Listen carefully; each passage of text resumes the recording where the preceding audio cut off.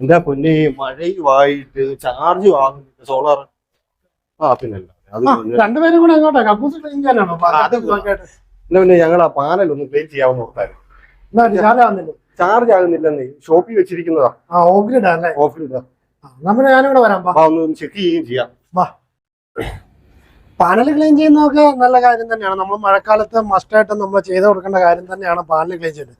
പക്ഷെ panel clean ചെയ്യുന്നതിനോടൊപ്പം തന്നെ off grid സിസ്റ്റത്തില് നമ്മൾ വേറെ കുറെ കാര്യങ്ങൾ നോക്കേണ്ടതുണ്ട്.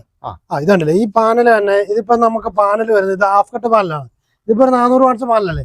ഇതിലിപ്പോ ഇവിടെ പ്രൊഡക്ഷൻ കിട്ടും, 200 വാട്ട്സ് പ്രൊഡക്ഷൻ കിട്ടും. പക്ഷെ ഇവിടെ കണ്ടോ ഇതെന്തോ ഇതാണെന്ന് നോക്കി. ഇനി ഇതുകൊണ്ടാണോ ഇനിയിപ്പോ ഇവിടെ ചാർജ് ഇല്ലാത്ത?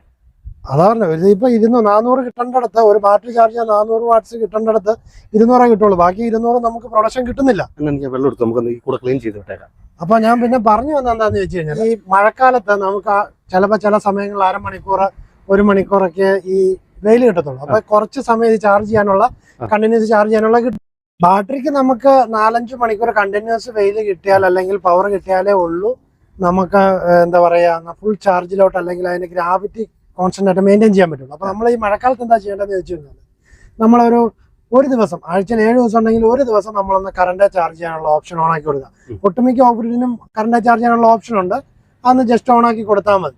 അപ്പൊ നമ്മുടെ ഇൻസ്റ്റാളറിനോട് ചോദിച്ചാൽ നമുക്ക് പറഞ്ഞു തരാം എങ്ങനെ കറണ്ട് ചാർജ് ചെയ്യാനുള്ള ഓപ്ഷൻ ഓൺ ആക്കുന്നത്. ഒന്ന് ഓൺ ആക്കി കൊടുത്തു കഴിഞ്ഞാൽ അതിന്റെ ഗ്രാവിറ്റി മെയിൻറ്റെയിൻ ചെയ്യും. നമുക്ക് ഓഫ് ഗ്രിഡ് നമുക്ക് നല്ല രീതിയിൽ നമുക്ക് ഉപയോഗിക്കാനും പറ്റും.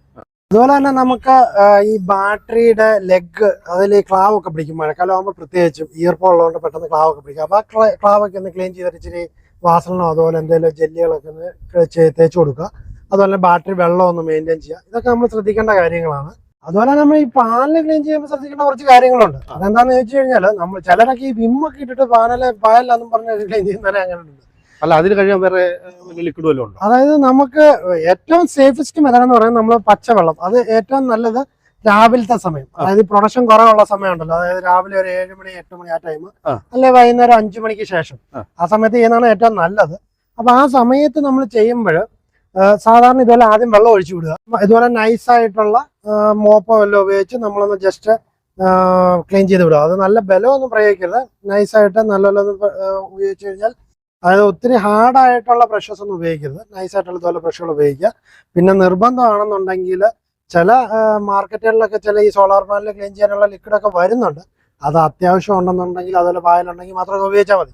ഏറ്റവും സേഫസ്റ്റ് മെത്തേഡ് വെള്ളം ഒഴിക്കുക, ജസ്റ്റ് ഇതുപോലെ മോപ്പ് വെച്ചിട്ട് 2-3 പ്രാവശ്യം കഴുകി കഴിയുമ്പോൾ ഏത് പാലിനാണെങ്കിലും ക്ലീൻ ആയി. അങ്ങനെയാണ് എന്റെ ബാറ്ററി ഇൻവെർട്ടറും കൂടി ഒന്ന് ചെക്ക് ചെയ്തിട്ട് പോകും. അപ്പൊ ഒന്ന് അറിയാമല്ലോ.